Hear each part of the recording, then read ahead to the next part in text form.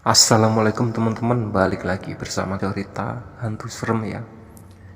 Kali ini saya akan menceritakan tentang Desa Gondomayit ya.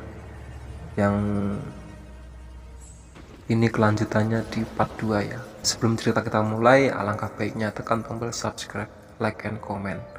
Semoga channel saya kedepannya lebih baik.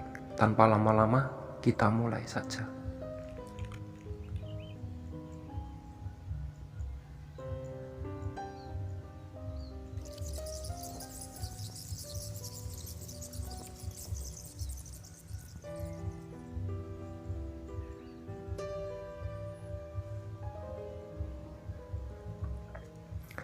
Hening, sepi, sunyi, setidaknya itulah yang dirasakan Mas Damar.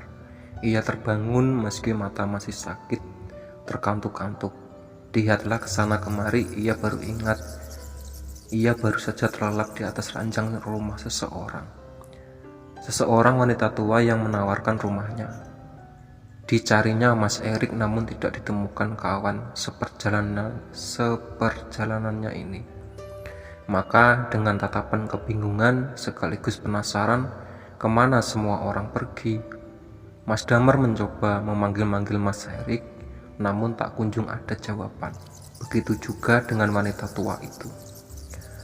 Dengan keadaan masih linglung, ia melihat kondisinya.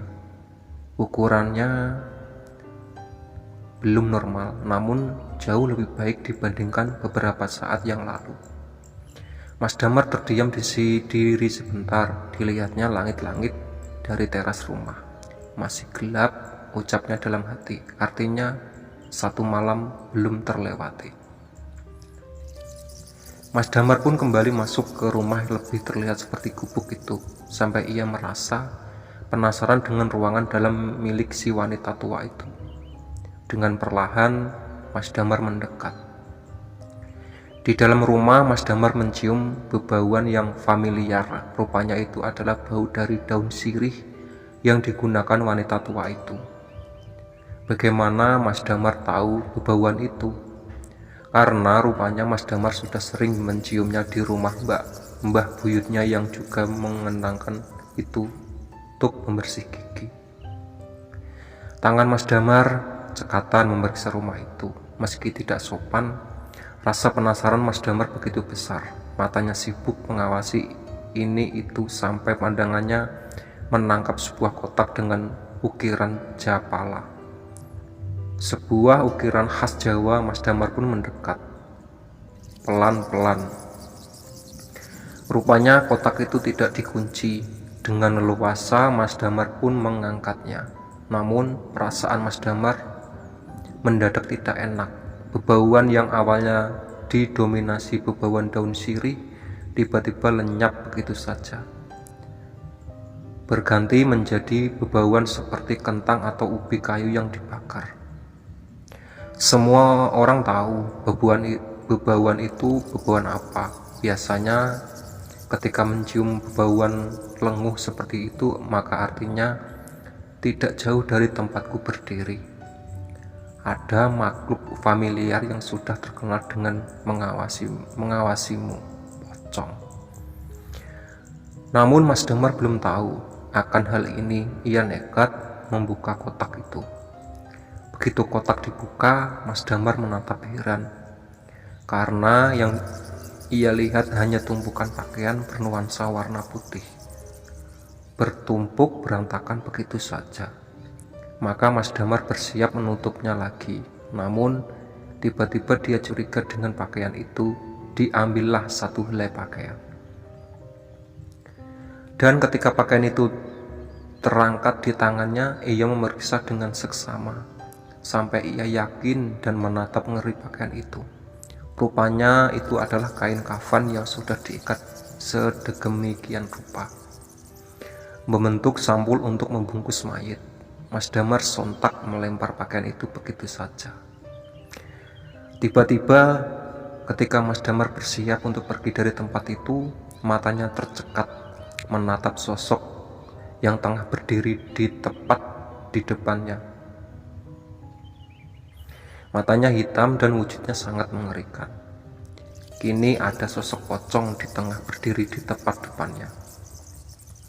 Ingin segera pergi, namun kaki Mas Damar malah kaku tak mau digerakkan. Sementara si pocong masih berdiri memandanginya. Bila ada satu permintaan yang bisa Mas Damar minta, mungkin ia akan meminta untuk jatuh pingsan. Sungguh peristiwa itu benar-benar peristiwa tak terlupakan. Disitulah akhirnya Mas Damar mendengar suaranya. Lirih namun membuat bulu kuduku berdiri. Si pocong mengatakan, "Tali pocong, tali pocong." Mas Damar masih mematung, ketakutan benar mengerasnya sarafnya, hingga suara pintu terbanting membuat Mas Damar tercekat panik.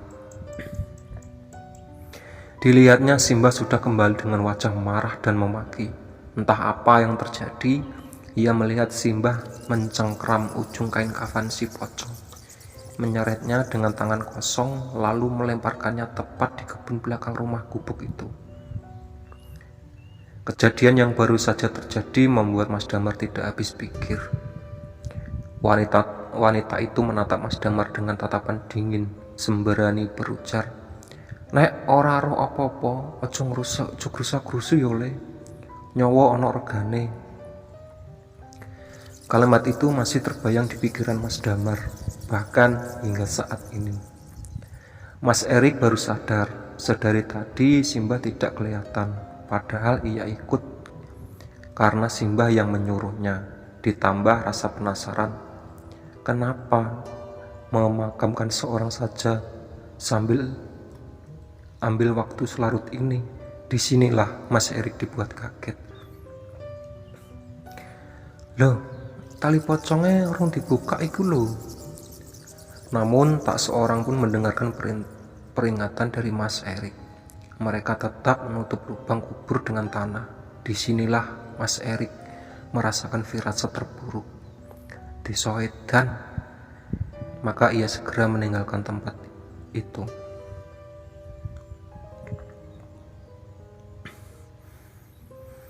Sampai di rumah Simbah, Mas Erik melihat Mas Damar. Mata mereka saling menangkap satu sama lain.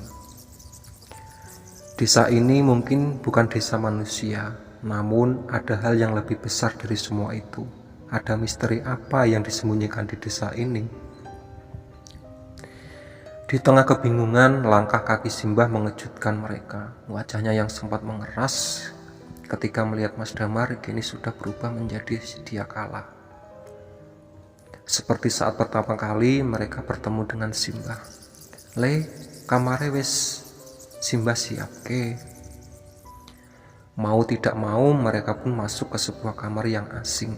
Tidak ada hal yang menarik selain ranjang dengan lasa sebagai alasnya, namun mereka sepakat keganjilan semua peristiwa ini seperti mengerucut pada sesuatu, namun belum ada yang berani menarik kesimpulan.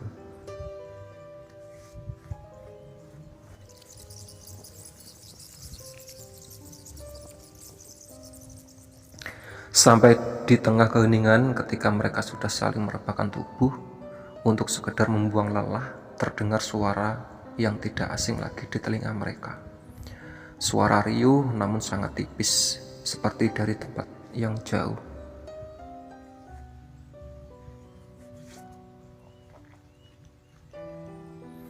Itu adalah suara pitik ayam yang pernah terdengar. Mas Erik lah yang pertama bangun. Ia melihat ke sana kemari untuk memastikan sesuatu sampai. Mas Erik akhirnya menggoyangkan badan Mas Damar. Ia baru saja sadar. Wajah Mas Damar terlihat pucat basi, seperti menyembunyikan sesuatu. "Mas, krungu ora?" Mas Damar masih diam, mencerna setiap kalimat Mas Erik. Sampai akhirnya ia mengatakan, "Rik, awakmu percaya pocong ora?" Kalimat itu mengingatkan Mas Erik dengan peristiwa yang baru saja ia alami. Matanya menatap tajam Mas Damar. Ia tidak tahu harus menceritakan dari mana.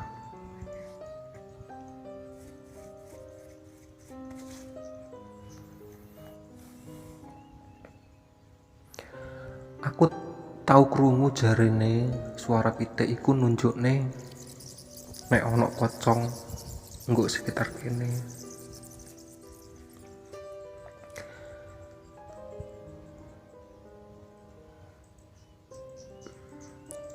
Dengar suara ayam, artinya ada pocong di dekat sini. Mar akhirnya Mas Erik menceritakan kejadian yang menimpanya. Desa iki gak beres, ayo minggat ae. Ndokmu wis gak apa-apa toh. Mendengar itu Mas Damar kemudian juga mengatakan, Rik, koyoke simbah iki. Belum selesai melanjutkan kalimat itu, tiba mata Mas Damar menatap jendela kamar yang tertutup gorden. Di sana ia melihat wajah mengintip. Rik, minggat ae tekan kene. Apa toh ono apa? Kok jendela. Mas Damar menunjukkan ke arah jendela. Kok jendela ono simbah? Kaget saat itu juga Mas Erik langsung mengemasi barang bawaannya diikuti Mas Damar. Mereka bergegas keluar dari rumah itu. Namun baru saja membuka pintu kamar, di depannya simbah berdiri, wajahnya menatap Mas Damar dan Mas Erik bergantian. Arek ning ndi tole? Mas Damar lah yang pertama maju. Mbah ngapunten, kula badhe mantuk, Mbah. Mulih ning ndi? Teng griya kula, Mbah. Simbah awalnya hanya berdiri, namun perlahan-lahan tubuhnya tertekuk, lalu membungkuk menatap mereka dengan senyuman paling mengerikan yang tak pernah Mas Erik dan Mas Damar lihat seumur hidup. Penyakitmu wis waras tole. Mas Damar terdiam lama. Di sini Mas Erik yang kemudian maju. Mbah, panjenengan sinten asline? Saat itulah senyuman buruk rupa itu menjelma suara tawa yang membuat Mas Erik dan Mas Damar menggigil karena ngeri. Bulu kuduk mereka berdiri dan dada mereka berdetak tanpa henti. Desa Gondo Mayit, kata simbah. Dengan langkah tertatih mendekati Mas Erik dan Mas Damar yang beringsut mundur. Sopo wis mlebu desa iki? Ra bakal iso mulih. Wis nurut to omongan simbah. Nurut saja sama ucapan saya. Di tengah keheningan itu, suara ayam yang lirih itu terdengar semakin sering. Krungu suara iku le. Roh artine. Mas Erik dan Mas Damar masih menjaga jarak dari langkah simbah. Mayit. Setelah mengatakan itu, seolah ada sesuatu membuat perasaan Mas Erik dan Mas Damar tidak enak. Benar saja, tidak ada angin, tidak ada hujan, tiba-tiba terdengar suara pintu dibanting dengan keras. Masalahnya adalah setelah suara bantingan itu, gubuk yang terbuat dari bambu itu serentak terdengar suara gebrakan di semua sisi. Simbah tertawa semakin keras. Nyali Mas Erik dan Mas Damar benar-benar dipaksa sampai titik frustasi karena tidak ada yang bisa dilakukan. Seolah-olah kejadian ini seperti mimpi belaka. Suara-suara itu mengisyaratkan satu hal, di sekeliling rumah pasti ada sesuatu. Simbah yang awalnya membungkuk kemudian mulai terjerebab di atas tanah dengan mata mendelik melotot ke arah Mas Erik dan Mas Damar. Simbah mulai merangkak. Kedua kaki Simbah seperti lumpuh. Ia merangkak hanya menggunakan tangannya. Dengan bibir yang komat kamit, entah apa yang diucapkan, Simbah terus mendekat. Mas Damar sudah mulai melakukan doa, meminta agar siapapun bisa menolongnya. Mas Erik hanya terdiam sembari meracau. Jancok. Saat itulah tercium aroma familiar yang seolah menyadarkan Mas Erik dan Mas Damar. Aroma itu adalah aroma sembujo. Aroma itu semakin menyengat, suara ramai yang sedari tadi menciutkan nyali Mas Erik dan Mas Damar perlahan sirna. Guk mburi ono lawang Rik, teriak Mas Damar. Mereka bergegas lari dan Simbah masih berusaha mengejar. Dilihatnya kotak yang Mas Damar lihat itu tadi, namun segera ia tepis, pikir-pikirannya masih menyimpan tanda tanya. Apa maksud dari kafan itu? Yang ia lihat pertama dari halaman belakang rumah adalah berpetak-petak tanaman singkong. Aroma sembojo masih tercium menyengat. Anehnya hanya Mas Erik yang menciumnya. Melok aku, Mar. Entah terjepit apa, Mas Erik merasa aroma ini seperti memberi jalan. Benar saja, langkah mereka perlahan menuju ke tanah hutan. Pepohonan yang sedari tadi menjadi penanda perjalanan mereka kini mulai telusuri.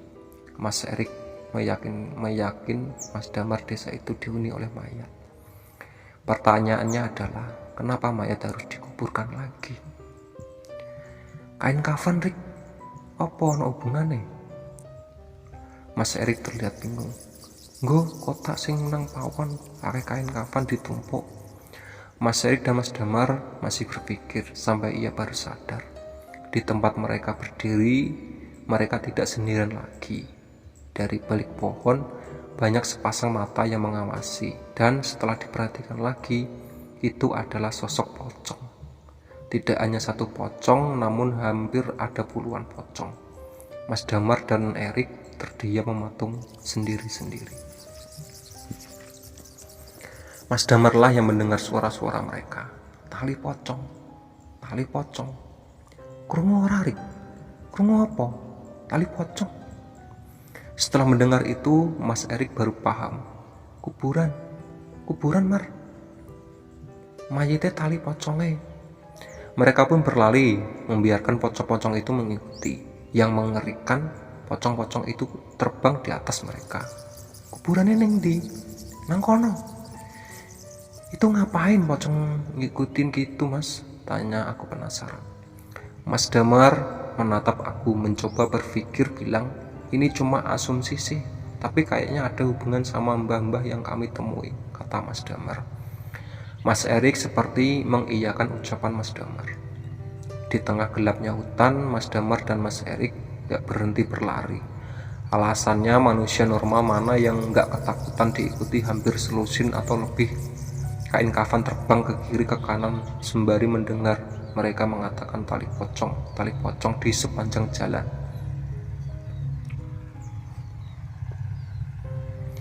Setelah menembus rimbun, semak belukar dan naik turun di tanah menanjak, Mas Erik menunjuk sebuah gubuk satu-satunya. Mas Erik tahu gubuk itu penanda kuburan kembar itu. Kenapa disebut kuburan kembar? Rupanya ada dua pemakaman yang sejajar dan hanya terpisah oleh pagar bambu. Pasak yang digunakan untuk setiap makan pun hanya menggunakan pasak kayu yang kebanyakan sudah lapuh tanpa penanda siapa yang dimakamkan di sana. Di sini keanehan terjadi. Pocong yang sedari tadi terbang di atas mereka, tidak ada satupun yang terlihat lagi. Mereka lenyap.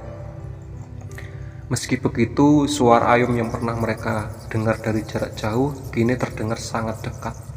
Dekat sekali sampai Mas Erik berasumsi suara ayam itu kemungkinan berasal dari pemakaman ini. Masalahnya, di mana ayam itu berada?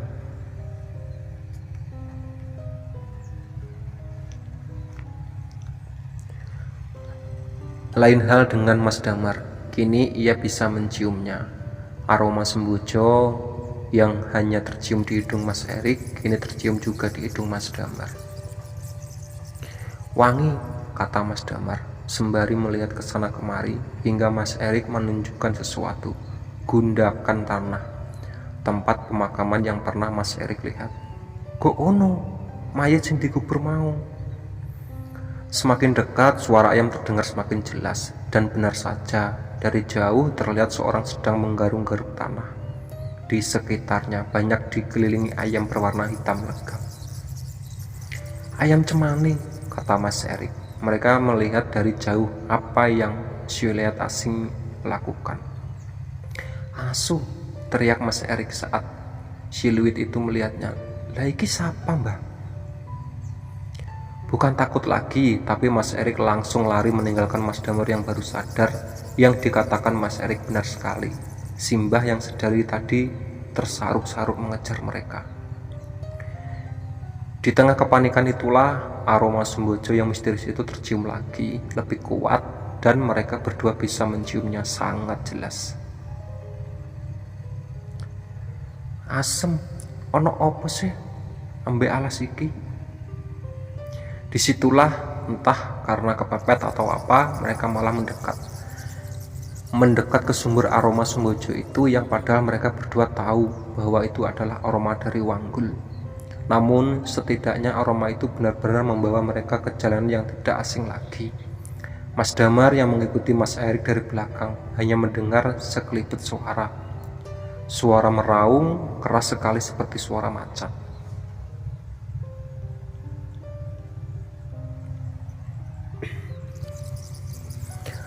Tanpa memperdulikan apapun dan bagaimanapun, tiba-tiba mereka sudah hampir sampai di tempat mereka yang cari selama ini. Pos kedua, di sana mereka bisa melihat pagar besi, tempat di mana cagar satwa beroperasi dengan keringat dingin. Mereka mendekat. Ada sumber cahaya di dalam. Digedorlah pintu dan keluar pemuda setengah baya, memandang mereka dengan tatapan curiga. Sampean yang ninggalkan KTP di pos 1 yo? Mereka pun mengangguk. Saat itu juga si petugas melapor. Tidak ada yang tahu satupun dari mereka bila bukan karena si petugas yang mengatakan sudah 2 hari sejak pencarian dimulai. Goblok, nek kate goleki lapo lewat kene. Sudah 2 jam mereka diceramai oleh pemuda parubaya itu. Wajahnya tampak sangar seperti lama menahan luapan amarah. Mas Erik dan Mas Damar hanya bisa diam mengangguk, pasrah, bingung, tidak tahu harus mengatakan apa. Setelah beberapa saat, barulah terdengar suara motor mendekat, dan masuk kemudian adalah seorang pria yang mungkin 10 tahun lebih tua. Ia hanya mengenakan kaos kutang dengan sarung dililitkan di tubuhnya. Wajahnya tidak kalah sangar. Ia menatap Mas Erik dan Mas Damar. Kalimat pertama yang ia ucapkan bukan luapan amarah seperti penjaga di pos 2, tapi hanya pertanyaan yang membuat Mas Damar dan Mas Erik diam lama.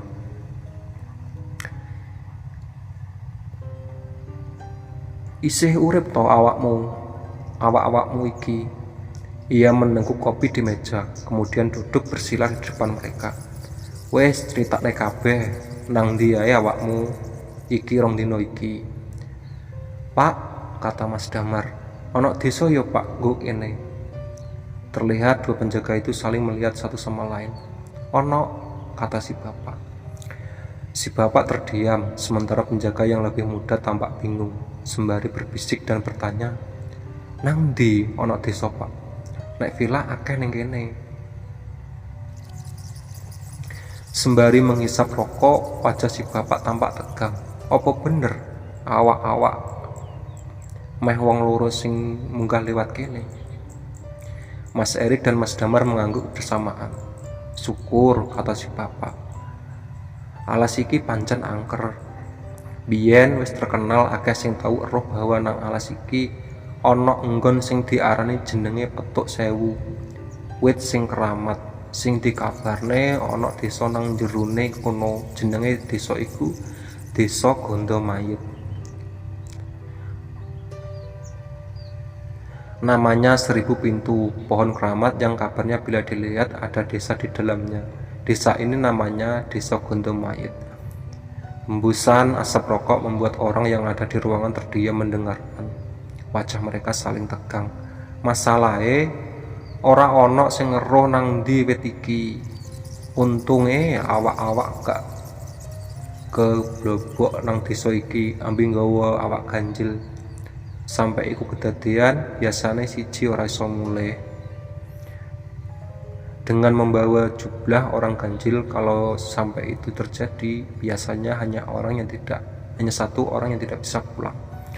Mas Erik dan Mas Damar saling memandang satu sama lain. Saiki aku takon, opo sing mbok rasane saiki? Di sini Mas Damar awalnya bingung, apakah ia harus bercerita soal kondisi tubuhnya, dan akhirnya dengan bantuan Mas Erik, Mas Damar menunjukkan area di mana ia mendapat musibah. Si bapak hanya diam, tampak tidak terkejut sama sekali, seperti pernah melihat ini sebelumnya. Si bapak menginstruksikan agar Mas Damar tidak terlentang, sementara jari-jari kakinya ditarik satu persatu. Kurang lebih hampir setengah jam, si bapak memijat kaki Mas Damar. Ajaibnya, yang membesar itu perlahan kembali normal. Meneh, ojo nguyuh sembarangan nggih. Setelah percakapan itu, Mas Damar dan Mas Erik berpamitan pulang. Saat fajar mulai menyingsing, Mas Damar yang pertama pergi. Ketika Mas Erik akan beranjak, ia kembali menemui si bapak dan bertanya dengan wajah penasaran. "Pak, kula badhe tanglet. Ning desa iku enten simbah wadon sing sempet ngejar kula badhe rencang kula niku sinten nggih?"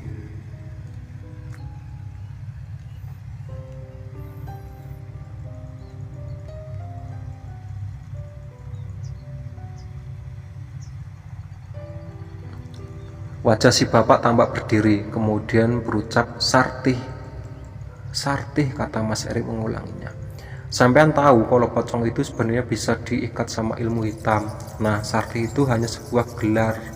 Pocong bisa dikirim untuk mencelakai siapapun, bisa digunakan untuk mengganggu iblis, orang. Nah, desa itu memiliki simbah ini. Simbah niki menungso top." Si bapaknya hanya diam sembrani menggeleng. Ia tidak bisa melanjutkan lebih jauh. Sekarang dari informasi ini Mas Erik mengambil kesimpulan cara mengikat pocong berarti dengan memegang tali pocongnya. Sekarang yang menjadi pertanyaan adalah berapa banyak pocong yang sudah diikat dan kenapa eksistensinya desa ini muncul. Sebenarnya cerita tentang pesugihan pocong bukanlah hal yang baru. Banyak mereka tentang pesugihan pocong, mulai dari sebagai pelaris makanan hingga pembawa balak atau sial bagi keluarga yang tidak disukai. Apapun itu, mungkin ujung dari cerita ini berhubungan satu sama lain dengan desa ini. Yang menjadi poin penting di sini adalah jauh di luar akal sehat ini memang hal-hal gaib kerap kali menyembunyikan misterinya sendiri.